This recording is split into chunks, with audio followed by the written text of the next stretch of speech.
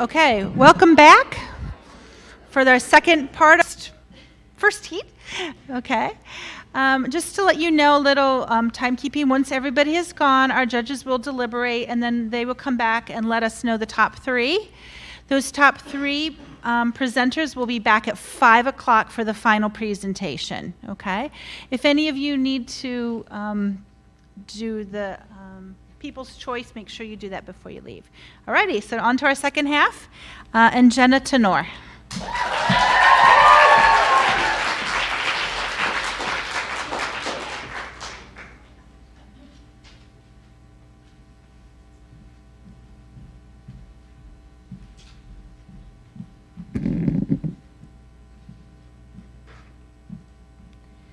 When you think of a hot summer day, you might imagine yourself at the beach or diving into a pool for a refreshing swim. But we didn't all start off as expert swimmers. For many of us, our parents enrolled us into swimming lessons. But are these skills enough to keep us safe when in the water? As one parent mentioned in a previous study, my child knows how to swim, and therefore he can keep himself safe. And yet, drowning is the 5th leading cause of death at any age, and the leading cause of death in children between the ages of 1 and 4. There is no single strategy to prevent drowning from occurring. It requires a combination of methods, such as adequate swimming skills, but most importantly, constant adult supervision. But what about for children with special needs, who are at an even greater risk of drowning due to various cognitive, behavioral, and physical impairments? While research does show drowning statistics for this population, we know little about the parents' perception of their child's water safety skills and behaviors, as well as how much supervision they believe they should provide. That's why my research group and I looked at findings from an adaptive aquatic swim program to see if these types of programs are equally effective for both the child and parent. The Adaptive Aquatic Swim program was designed to teach swim and safety skills to children with varying conditions, such as autism spectrum disorder, ADHD, and cerebral palsy, as well as educate parents on water safety skills and the importance of their role in supervision. We looked at pre- and post questionnaires from 11 parents to see if their level of supervision changed as their child's swim safety skills improved. After the 7-week program, the majority of parents reported being in the water with their child at all times, the highest level of supervision, and saw overall improvement in their child's swim safety skills and behaviors. These findings reinforce the importance of educating all parents, but most importantly, those of children with special needs, as a preventative strategy for drowning. Swimming is a leisure activity that is enjoyable at any age. And as a little orange fish and his blue friend with their own special needs taught us in Finding Nemo, we can all be safe in the water and just keep swimming, as long as we have adult supervision along the way. Thank you.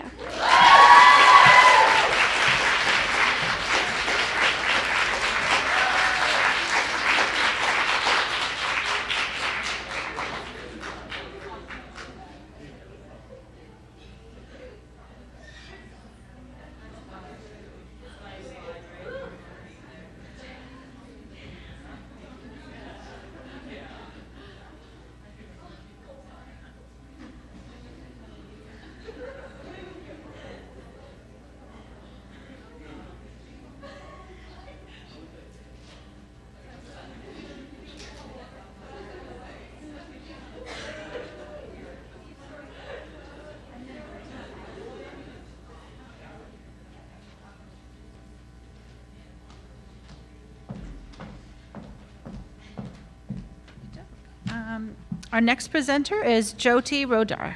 Welcome.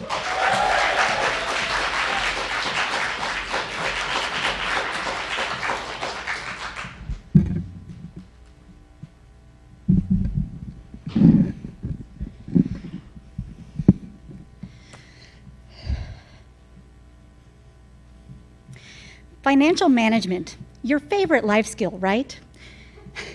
So what does financial management mean? It's a complicated subject, but it encompasses everything from everyday shopping, paying bills, budgeting, banking, savings and investing, securing a loan, to buying a house or a car. You get the picture. Financial management isn't just balancing your checkbook, it's so much more. What challenges have you encountered with your own financial management? Now, imagine tackling those difficulties, those challenges, when you have a mental or substance use disorder. How much more difficult do those activities become? Our study looked at the impact that financial management programs have on this population. Previous research indicates that many individuals with a mental and substance use disorder often have difficulty managing their finances.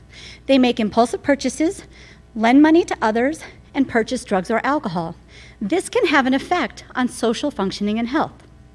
Another study reported that people with mental disorders consistently rank improving their financial management skills as among one of their most important personal goals.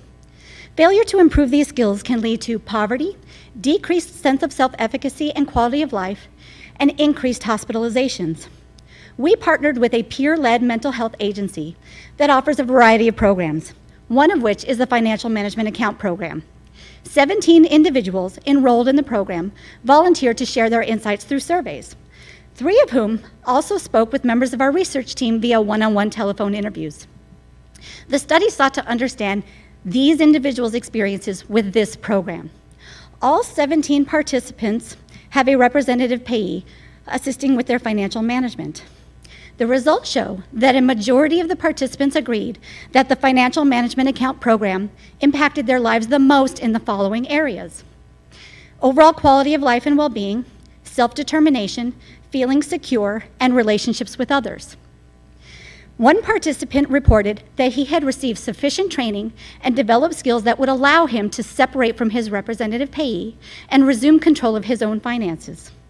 Understanding the impact of these programs can guide occupational therapy practitioners to best practices impacting financial management. Further research may help clinicians deliver evidence-based practices for assessing skills and performing interventions that target improvements in overall quality of life, safety and security, and self-determination, while also assisting in preventing substance abuse and hospitalization, resulting in improvements to this population's overall health and well-being. Thank you.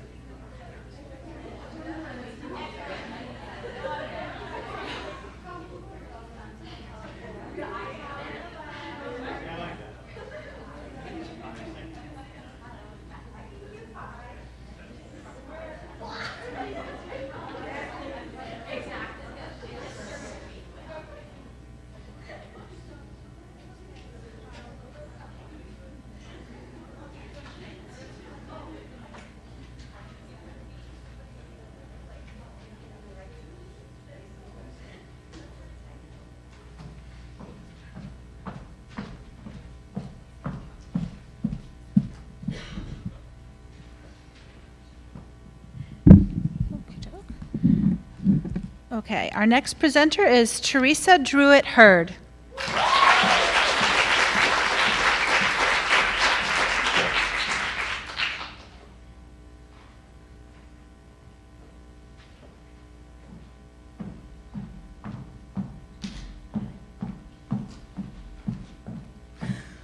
Let me take you to an imaginary classroom where I am your teacher and you are my students. It's the month of May, and you are about to take a state-required assessment called PARCC. You should know that your test results may partly determine whether I keep my job, lose my job, or in some cases receive a bonus or a raise. As educators, can I start again? I apologize.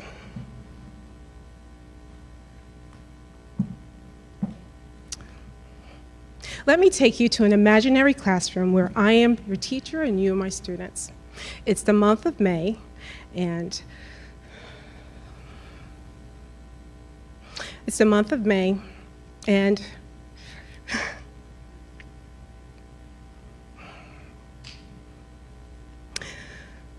I don't think I can do it. I'm sorry. Okay, I apologize.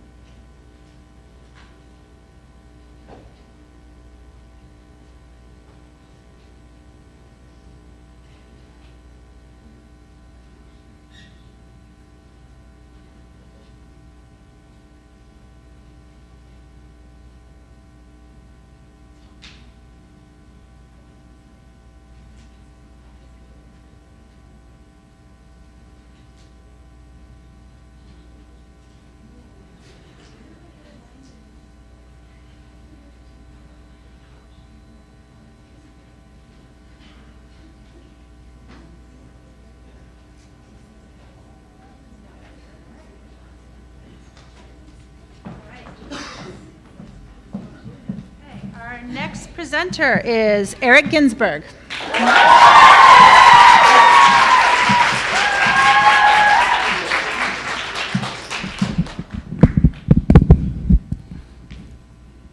Yeah. It's really hot in here. How many of us have ever forgotten to take a prescribed medication? Or maybe we just started feeling better and stopped taking it altogether. It happens all the time. Now picture yourself or a loved one being discharged from the hospital for whatever reason and having to now take 3 new kinds of prescription medications, all at different times of the day and during different days of the week. Managing your medications just got a whole lot harder. You see, medication management is a process in which a person has to schedule, plan, problem solve, and take their medications. But medication management is more than just a personal responsibility. It also affects us as a society. How? Well, in 2014, non-adherence to prescribed medications accounted for an estimated $100 to $300 billion of avoidable healthcare costs in the United States. You see, medication mismanagement is more than just having to remember to take your medications. It also involves difficulty seeing the prescription label, comprehending the instructions, or manipulating and opening the pillbox containers. And it's estimated that nearly half of adults living in our communities regularly mismanage their medications in one of these ways. This results in a costly problem that places a major burden on America's healthcare system: hospital readmissions. Lucky for us, however, there is a profession that exists that not only addresses medication management within its domain of practice, but in 2016, it was also the only profession associated with reduced hospital readmissions. This profession, ladies and gentlemen, is occupational therapy. To further reduce readmission rates, occupational therapists at a local urban acute care hospital developed the MEDICOG-2, an assessment that considers both the physical and cognitive factors associated with medication management. My research team and I administered this assessment to adults living in the community to gather normative data against which future scores can then be compared. Additionally, through a questionnaire, we compared individuals' self-perceptions of how well they think they manage their own medications to how well they actually performed based on this assessment. Results showed that adults 65 and older reported high confidence in their medication management abilities. However, when compared with their younger counterparts, they scored significantly lower on the MEDICOG-2. This supports the need for an objective medication management assessment tool. Our research aimed at gathering data to support the use of this assessment so that healthcare professionals can use it and determine what level of assistance might be needed before discharging somebody with new medications. Through continued use and further research of this assessment, we will be able to keep readmission rates low, cut healthcare taxpayer costs, and keep patients where they want to be, at home. Thank you.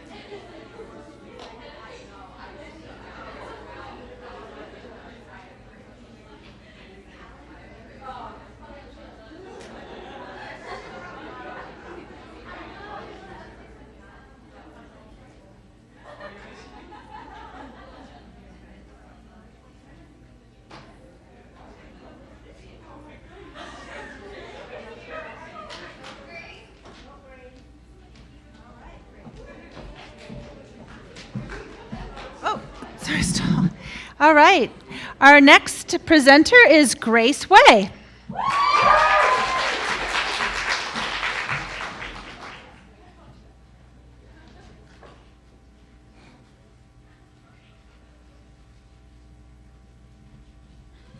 A sec.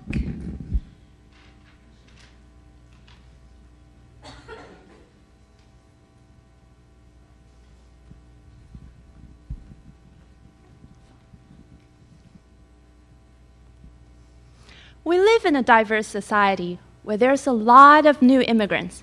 By that, I mean an IT engineer from Japan, maybe an international student from Brazil, or maybe a mother from Ecuador coming here to reunite with her family.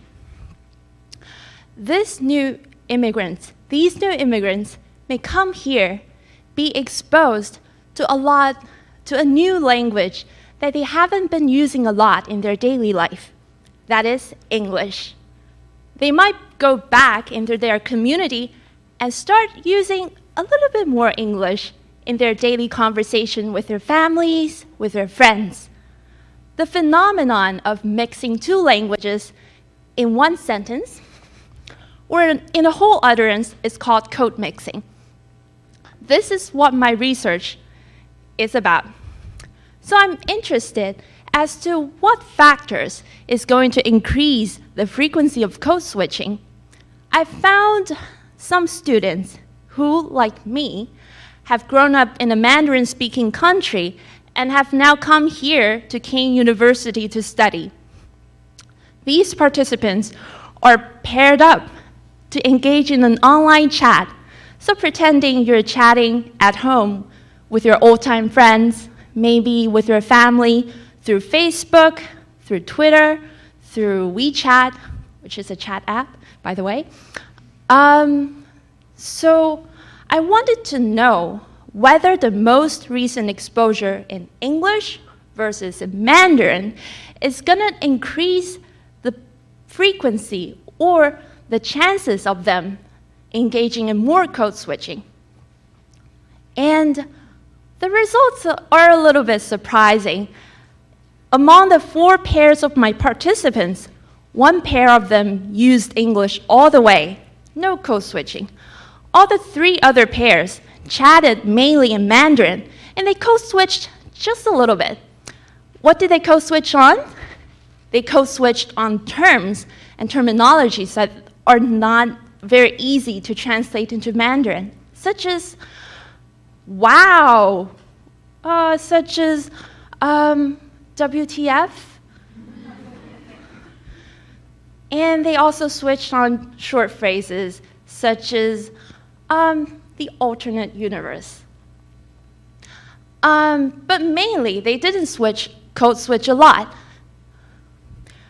And there are 2 possible reasons I'm thinking about. One is that they might just be comfortable continuing with what they find is working with their conversation partner. And the second reason might be they might just be here for too little time to code switch a lot. And that's about my research. Thank you very much.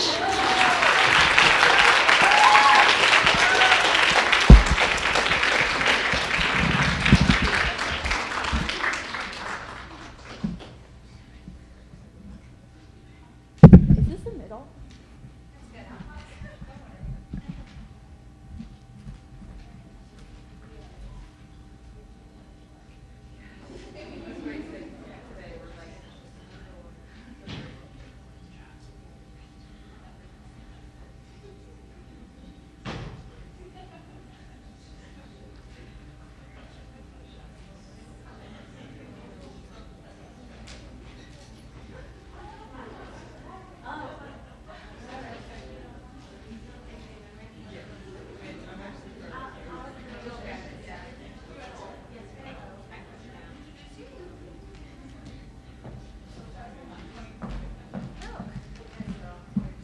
And now we have Alnita Espinoza.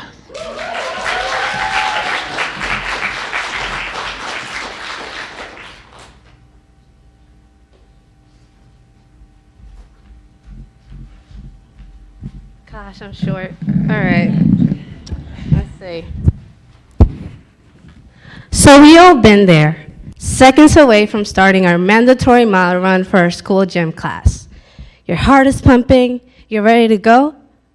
But imagine this time, your teacher suddenly stops you and says, you can only use one leg while everyone else gets to use both of their healthy legs.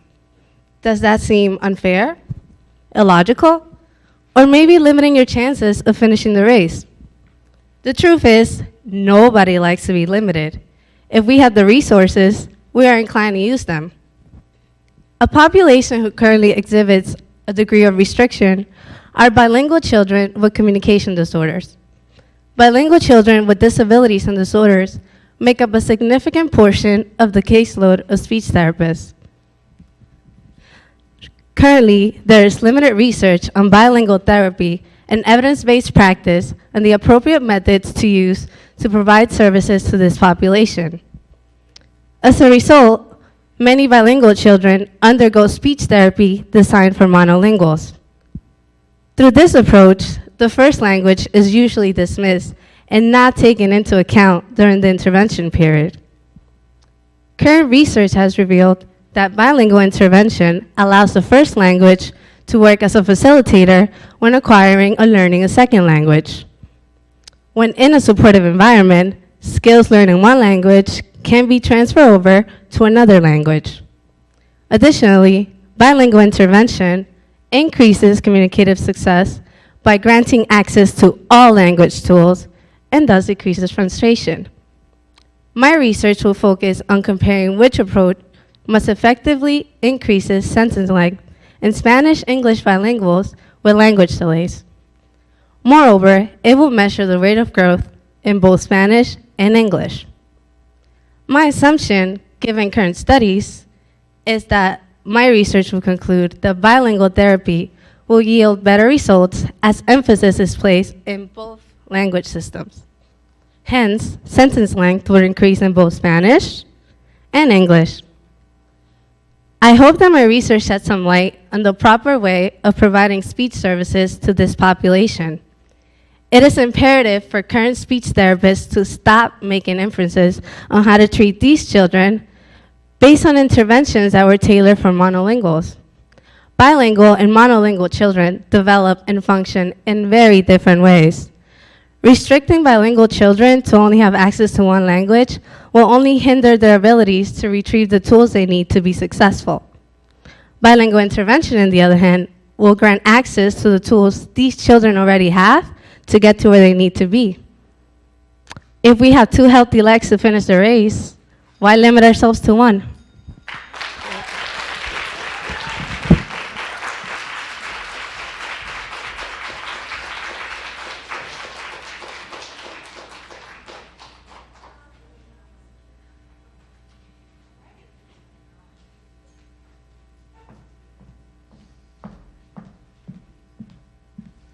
All right, so that concludes our first round. So let's give all of our presenters a big round of applause. That was not easy, so good job, okay? And now what we're going to do is we're going to have our judges. They're going to head out into the back room, and they're going to tally the scores. In a few minutes, they'll come out with our top three presenters, and those top three presenters will be back here at 4:45. Everybody should be back here at 4:45. And we'll begin at 5 o'clock for the top three presentations. They'll give us our presentation again, and then we'll determine the winners. But while the judges are going in the back, you have your People's Choice Award, so make sure you submit it, okay? All right, over here, our graduate assistant, Anna Martinez, has the box. Make sure you get it in there, okay?